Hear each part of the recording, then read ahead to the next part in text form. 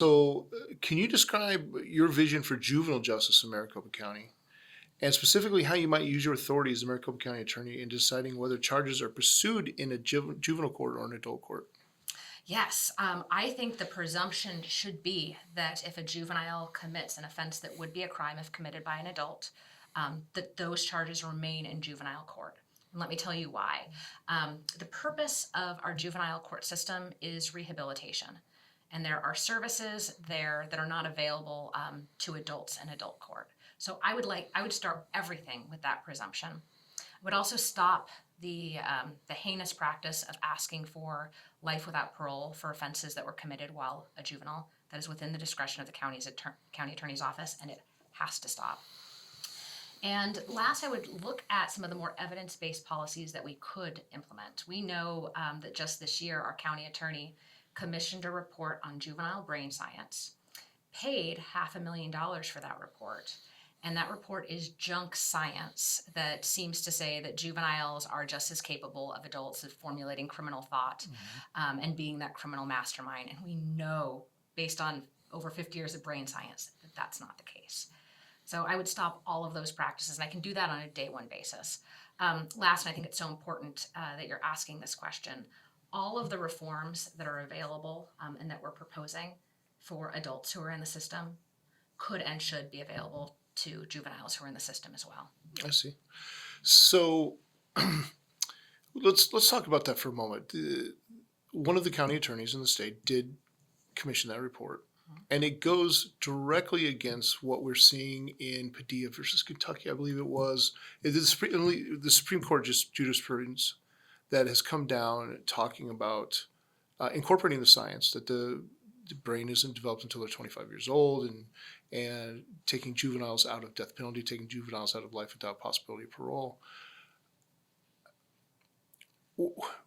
What is the end game for a county attorney to run up against Supreme Court jurisprudence that is already mandating the opposite of where they're trying to go? I mean, why are we doing things like this in the state? I mean, I know it's not your position, but why should the people that are electing these officials continue to vote for these officials when they are doing things of this nature?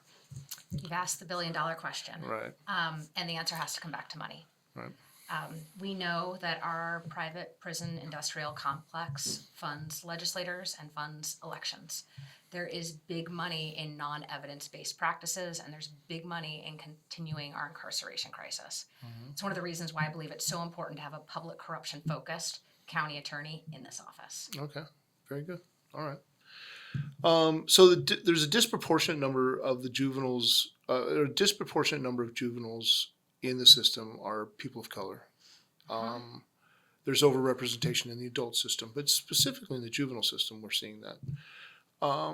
What policies would you put into place to ensure fair and proportionate justice for those individuals?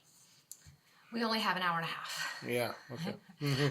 No, let's unpack that question first, because I think we need to start with the premise that our criminal justice system has systemic racism built in. Okay. And that's why we're seeing racist outputs, right?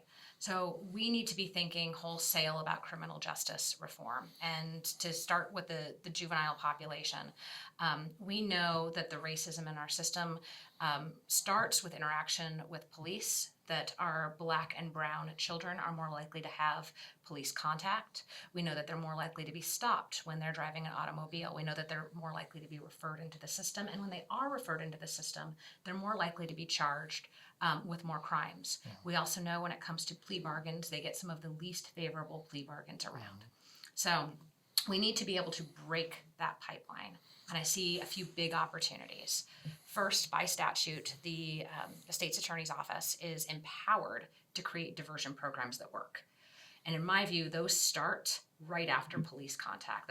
Those can start pre-charging, and they don't require pleas in order to be effective.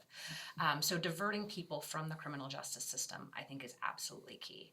Second, I think we need to rethink how we actually perform charging, and we talked briefly about vertical prosecution.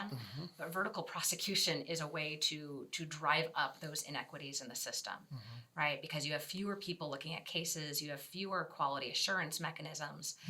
And then last, there's a real simple fix in that the computer system that the county attorney uses, when it brings up each and every case, it brings up a mugshot side by side. So you're looking into the eyes of the person that you're accusing. And honestly, the way somebody looks, the color of their skin, whether or not they have a disability, whether or not they're LGBTQ, whether or not they're a member of a marginalized population, that shouldn't have any bearing in how you decide a case or determine what charging or pleas are appropriate. So that is a real quick software fix that we can use to eliminate some of the inherent bias. And then last, we got to talk big picture, right? Because most of the cases that this office handles are drug related or drug motivated. So if we can get smart and fair about the way we treat addiction and drug possession, it's a full 2/3 of the adult case population, and it's actually a lot more if you consider a drug motivated crime.